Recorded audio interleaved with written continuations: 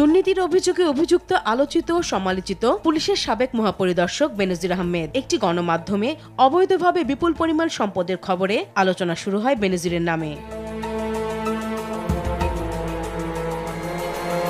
এরপর নড়ে চড়ে বসে দুর্নীতি দমন কমিশন। দুদকের আবেদনের প্রেক্ষিতে ঢাকা মহানগর সিনিয়র স্পেশাল জজ শামস জগলুল হোসেন বেনজির আহমেদ ও তার স্ত্রী মেয়ের নামে থাকা স্থাবর সম্পদ জব্দ করার আদেশ দেন আদালত। একই সঙ্গে তাদের ব্যাংক হিসাব ফ্রিজ করার আদেশ দেয়া হয়। বেনজিরের অবৈধ সম্পদ অনুসন্ধান করছে দুদক। এর মধ্যে বেনজির আহমেদ ও তার পরিবারের সদস্যদের বেনিফিশিয়ারি ওনার্স বা বিও হিসাব জব্দ করেছে Bangladesh securities and exchange commission.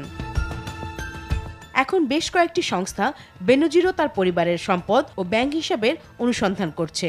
বেনজির ও তার স্ত্রী কন্যাদের নামে ৩৩টি অ্যাকাউন্টের সন্ধান পাওয়া গেছে।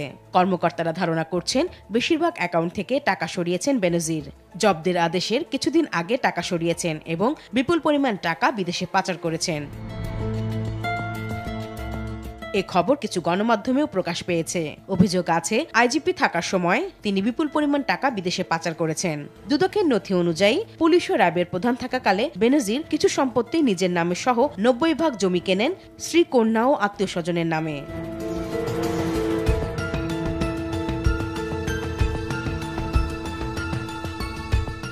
দুদকের নথিতে দেখা যায় বেনজির ও তার পরিবার ৮৩টি দলিলের মাধ্যমে ১১৪ একর জমি কিনেছিলেন।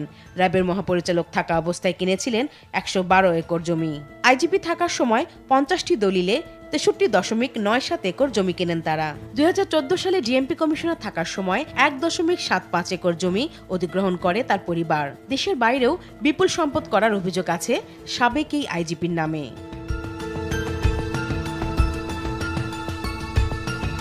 এদেশের সাধারণ মানুষ নির্বিশেষে এবং দুইটি বিষয় তথ্যকে ভুল প্রেক্ষাপটে বিকৃতভাবে পরিবেশন করা হয়েছে। বাকি 10টি অভিযোগ বা তথ্যকে ফুলিয়ে ফাঁপিয়ে শুধু তিলকে তাল নয়, তাল গাছের ঝাড় সমেত তাল বানিয়ে ভুলভাবে উপস্থাপন করা হয়েছে। আমি মনে করি যে আমার এই বক্তব্য থেকে সকল যার বিরুদ্ধে এত অভিযোগ তিনি এখন কোথায় দূরীভূত হবে। বেনজির আহমেদের দুর্নীতির একের পর এক চাঞ্চল্যকর এসব তথ্য শেষ পর্যন্ত কোথায় গিয়ে থামে তা দেখার অপেক্ষায় দেশবাসী।